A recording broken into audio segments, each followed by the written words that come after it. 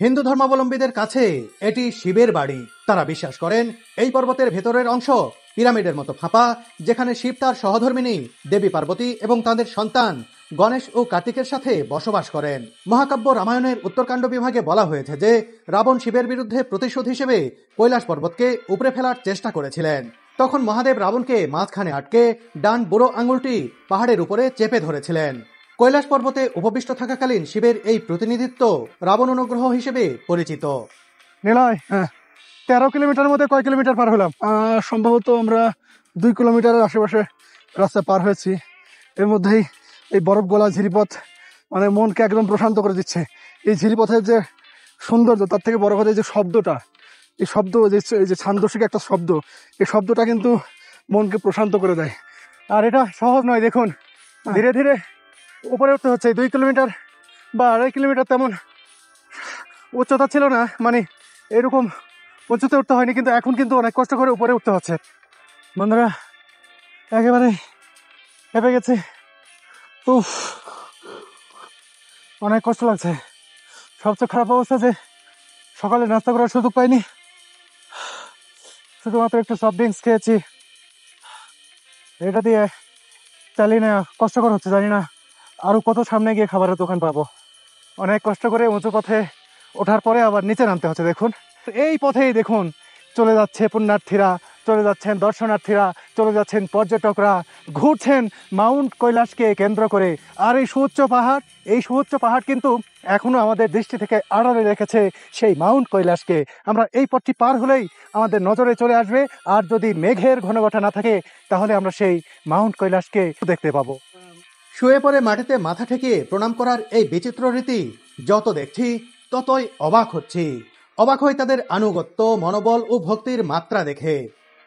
এই বয়সে এই পথে হেঁটে যাওয়াই কঠিন, সেই পথ পাড়ি দিচ্ছেন এভাবে কঠিন প্রস্টেশন করে। তিব্বতী এই বৃদ্ধ নারীর পাথর ও বালু খাওয়ার এই দৃশ্যটি চাক্ষুষ দেখে আমি তো হতবাক হয়ে গেলাম। কৈলাস পর্বতের পথে শুয়ে পড়ে মাটিতে মাথা ঠেকিয়ে তার প্রণাম করার দৃশ্য দেখছিলাম আমি, কিন্তু তিনি যে আমার সামনে এভাবে পাথর খাওয়া শুরু করবেন এটা ভাবিনি। বন্ধুরা দেখুন, এভাবে প্রার্থনা, এভাবে কৈলাসকে প্রদক্ষিণ করা তো দেখছি, কিন্তু তিনি যে এরকম করতে করতে পাথর খাচ্ছেন সেটা আমার কাছে একবারে অদ্ভুত লেগেছে। আর এই রীতিটাই তো আমাদের কাছে ভিন্ন রকম। কত কষ্ট করছেন দেখুন, কত কষ্ট করে তারা এই মাউন্ট কৈলাস প্রদক্ষিণ করছেন। শুধু ইনি একা নয়, এরকম আরো অনেককে তো এই পথে আমি দেখেছি, আপনাদেরকে দেখালাম। দেখুন, এভাবে করছেন, আবার পাথর খাচ্ছেন। জানি না এটা তাদের কেমন রীতি। এক এক দেশ, এক এক নিয়ম, এক এক ধর্ম, এক এক রীতি। আসলে ভ্রমণ করলে এসব বিষয়ে খুব ভালোভাবে জানতে পারা যায়। এ কারণেই কিন্তু ভ্রমণ করতে ইচ্ছা করে মন সারাক্ষণ। চলতে চলতে একেবারে হাঁপিয়ে উঠেছি। এই মুহূর্তে সেই গানটি মনে পড়ছে, কত দূর আর কত দূর। সত্যি। আর দেখুন, পিঁপড়ার মতো লাইন ধরে পিলপিল করে সব এগিয়ে যাচ্ছে। সেই সাথে আমরা তো রয়েছি। কি এক অভিজ্ঞতা! অনেক হাঁপাচ্ছি। উচ্চতাজনিত কারণে শ্বাসকষ্ট ক্রমেই বাড়ছে, নিঃশ্বাস নিতে কষ্ট হচ্ছে। বন্ধুরা, ট্রেকিং শুরু করার পরে আজকের দিনের মতো এই প্রথম মাউন্ট কৈলাস দেখতে পেলাম। ওই যে দেখুন, এই কৈলাসকে ঘিরেই প্রদক্ষিণ করছি আমরা। আজকে অনেক মেঘ। সকালে দূর থেকে যখন তাকাচ্ছিলাম শহর থেকে, তখন একেবারে মেঘে ঢাকা ছিল। এখনো এর চূড়া মেঘে ঢাকা, কিন্তু নিচের অংশটা দেখতে পাচ্ছি। আজকের দিনে প্রথম দর্শন। এখানে এই যে মন্ত্র সম্বলিত ফ্ল্যাগ গুলো রয়েছে, যারা আসছেন এই ফ্ল্যাগ গুলো এখানে বেঁধে দিচ্ছেন। অনেক দেখুন পুণ্যার্থীদের দেয়া স্ক্রিপচার গুলো কিভাবে এখানে রাখা হয়েছে। ও একেবারে একেবারে মাউন্ট কৈলাসের পাদদেশে দেখুন, ওই যে মাউন্ট কৈলাস, এই যে সোজা দেখুন, এই যে মাউন্ট কৈলাস। আর ঠিক নিচেই এই মন্ত্র সম্বলিত পতাকাগুলো, ফ্ল্যাগ গুলো রং বেরঙের সাজিয়ে রাখা হয়েছে। এই যে দেখুন, পাথরের উপর পাথর সাজিয়ে রাখা রয়েছে অনেক। এটিও তাদের ধর্মীয় সংস্কৃতির একটি অংশ। এই ছোট্ট শিশুটি দেখুন এক একটি বড় পাথরের উপর তুলনামূলক ছোট পাথর সাজিয়ে সাজিয়ে রাখছে, পড়ে যাচ্ছে, আবার তুলে রাখছে। এরকম দেখুন অজস্র, এখানে অজস্র পুরোটা এলাকা জুড়ে হাজার হাজার এরকম পাথরের স্তূপার মতো করে তৈরি করা হচ্ছে। আর এই যে দেখুন মাউন্ট কৈলাস ধীরে ধীরে আরো ক্লিয়ার হয়ে যাচ্ছে। এখানে এত দুর্গম এলাকায় এরকম ট্রাক দেখবো এটা কল্পনাও করিনি। ও, মাউন্ট কৈলাস আবারও মেঘে ঢেকে গেল। মেঘ পিছু ছাড়ছে না আমাদের, মেঘ আড়াল করে রাখছে মাউন্ট কৈলাসের চূড়াকে। আমরা হাঁটতে হাঁটতে একেবারেই ক্লান্ত। সামনে টি হাউস দেখতে পাচ্ছি, রেস্টুরেন্ট। ট্রেকিং ভাই যথেষ্ট কঠিন, তবে স্বস্তির বিষয় যে আসলে অ্যালটিটিউড সিকনেস যে লেভেলের হবে ভেবেছিলাম সে লেভেলে হচ্ছে না, কারণ আমরা প্রায় এক সপ্তাহের বেশি সময় ধরে এই তিব্বেতিয়ান প্লাটিতে আসছি, যার কারণে শরীর অনেকটাই মানিয়ে নিয়েছে। কিন্তু চলে এসেছি টি হাউসে, অনেক বড়, দুই পাশে রয়েছে। দেখুন এই পাশে রয়েছে, এ পাশে রয়েছে, জানি না কোথায় যাব। এই যে হ্যালো হ্যালো করছে, ও ওই যে আমাদের গ্রুপের আমাদের গ্রুপের পর্যটকরা দেখুন তারা এখানে রয়েছে। ও হ্যালো।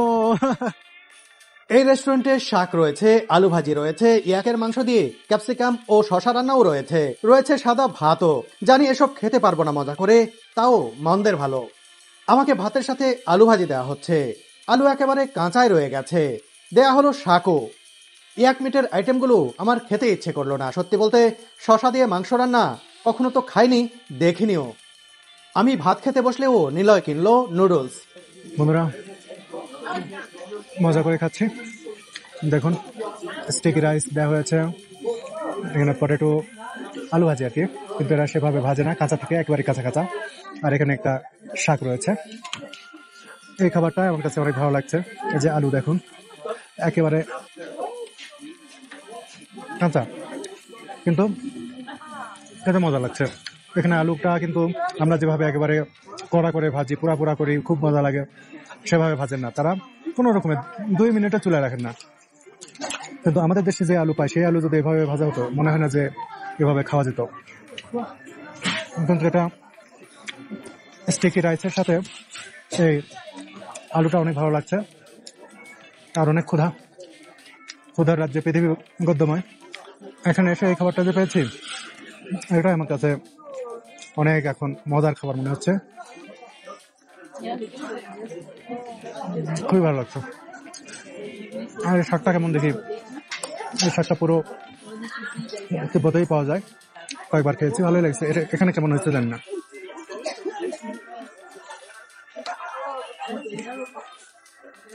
স্বাদ কিছুটা হচ্ছে সরিষার শাকের মতো, খুবই মজা লাগছে।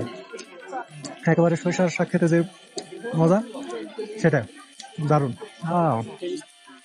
এই শাকটি সত্যি আমাকে মুগ্ধ করে দিয়েছে, মনে করছে সরিষার শাক খাচ্ছি। খুবই চমৎকার, খুবই দারুণ। পাহাড়ের কোলের এই রেস্টুরেন্টের সাথে রাতে ঘুমানোর ডরমিটরিও রয়েছে। ওই যে মাউন্ট কৈলাসের চূড়া, এখনো মেঘ সরেনি। আর দেখুন এখানে ঘোড়া রেখেছেন তারা, ঘোড়াকে খেতে দিয়েছেন, পাশাপাশি তারা নিজেরাও লাঞ্চ করছেন, যারা ওই ঘোড়ার মালিক আর কি। খেয়ে দিয়ে কিছুটা বিশ্রাম নিয়ে আমরা আবারও হাঁটা শুরু করলাম। কি স্বর্গীয় এক প্রকৃতি! এখানে কষ্ট যেমন আছে হাইকিং করে পথ পাড়ি দেয়া, আবার কষ্টকে নিমিষে ভুলিয়ে দেওয়ার অজস্র প্রাকৃতিক উপকরণও বিদ্যমান এখানে। এই জলের ধারার পাশে ক্লান্ত শরীরটা এলে দিলাম কিছুটা সময়ের জন্য। চোখ বন্ধ করে জলের বয়ে যাওয়ার শব্দ শুনতে বেশ লাগছে। মনে হচ্ছে 1 ঘন্টার একটা ঘুম দিই, কিন্তু আমাদের তো থেমে থাকতে চলবে না। মাউন্ট কৈলাসের পথ, এটি পরিক্রম করা এত কষ্টসাধ্য বুঝিনি। যখন শুরু করলাম তখন তো ভাবছিলাম হেসে খেলে বার করে দেব এই সৌন্দর্য দেখতে দেখতে, কিন্তু ক্লান্তি একেবারে ঘিরে ধরেছে। এই ক্লান্তিকে ওভারলুক করা কোনোভাবেই সম্ভব হচ্ছে না। কতবার বসছি উঠছি,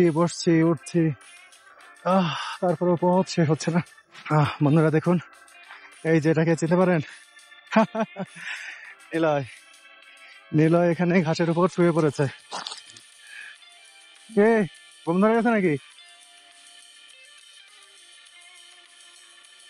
প্রচন্ড রোদ, তার উপরে সে বাতাস লাগছে গায়ে।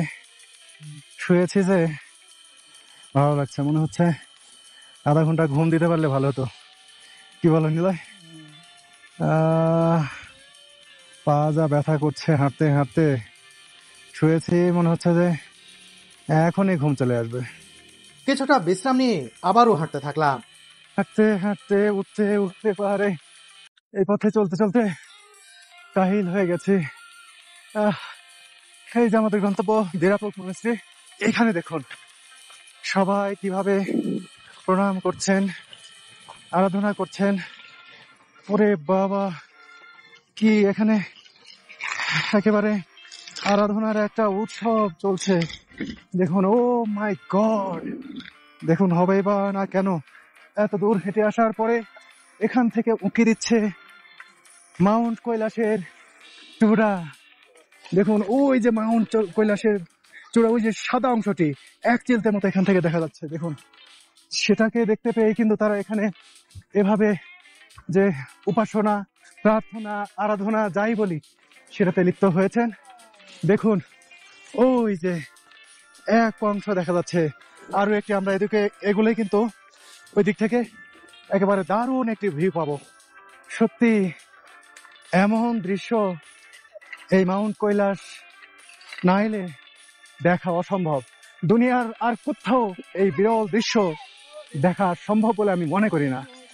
কি অদ্ভুত রীতি তাদের ধর্মের, কি অদ্ভুত তাদের এই প্রার্থনার ধরন, এই উপাসনার ধরন। দেখুন, আমরা শুধু শুধু হেঁটে এটি পরিক্রম করতে আমরা একেবারে ক্লান্ত পরিশ্রান্ত হয়ে গেছি, কিন্তু তারা দেখুন কিভাবে শুয়ে শুয়ে এভাবেই কি কঠিন উপায়ে একবারে মাটিতে শুয়ে শুয়ে অতিক্রম করছেন মাউন্ট কৈলাস। তারা কিন্তু পুরোটাই এভাবে প্রদক্ষিণ করবেন। কি কঠিন একটি বিষয় চিন্তা করুন বন্ধুরা। দেখুন এখানে একটি কাঠের সাঁকো এবং এখানে একটি ঝর্ণাধারা বয়ে এসেছে। দেখুন ঝর্ণাধারা পাশে বসে রয়েছে কয়েকজন, আর এই ঝর্ণাধারাটা এসেছে মাউন্ট কৈলাসের ওই দিকে। ওই যে দেখুন মাউন্ট কৈলাসের চূড়া আরো একটু স্পষ্ট হয়েছে এখান থেকে। ওখান থেকেই কিন্তু এই জলের ধারা এদিকে নেমে আসছে। এই জলকে পুণ্যার্থীরা কিন্তু পবিত্র জ্ঞান করে থাকেন। অবশেষে অবশেষে অবশেষে মাউন্ট কৈলাসের পূর্ণাঙ্গ চূড়া দেখতে পাচ্ছি। কি দারুণ এক সৌন্দর্য, কি দারুণ এর রূপ। মাথার উপর থেকে মেঘ সরে গেছে। দেখুন শুভ্র বরফের চাদরে মোড়ানো মাউন্ট কৈলাসের শৃঙ্গ। কি এক আশ্চর্য পর্বত এই কৈলাস। এভারেস্টের চেয়ে উচ্চতা কম হলেও এর চূড়ায় আজ পর্যন্ত উঠতে পারেনি কোনো মানুষ। যতবার চেষ্টা করা হয়েছে সব চেষ্টায় ব্যর্থতায় পর্যবসিত হয়েছে। যদিও বলা হয়ে থাকে তিব্বতী বৌদ্ধ সন্ন্যাসী মিলারাপ্পা উঠেছিলেন এই পর্বতের চূড়ায়, কিন্তু এর কোনো দালিলিক প্রমাণ নেই। এটি শুধুই ধর্মীয় কাহিনী বা উপাখ্যান হিসেবেই প্রচলিত রয়েছে। আগেও বেশ কয়েকবার বলেছি যে হিন্দু, বৌদ্ধ, বন ও জৈন ধর্মের অনুসারীদের কাছে এই পর্বত গুরুত্বপূর্ণ এক তীর্থ। নিজ চোখে এই পর্বত দেখতে পাওয়া স্বর্গ দেখারই সমান। সামনেই দেখতে পাচ্ছি রেস্ট হাউস।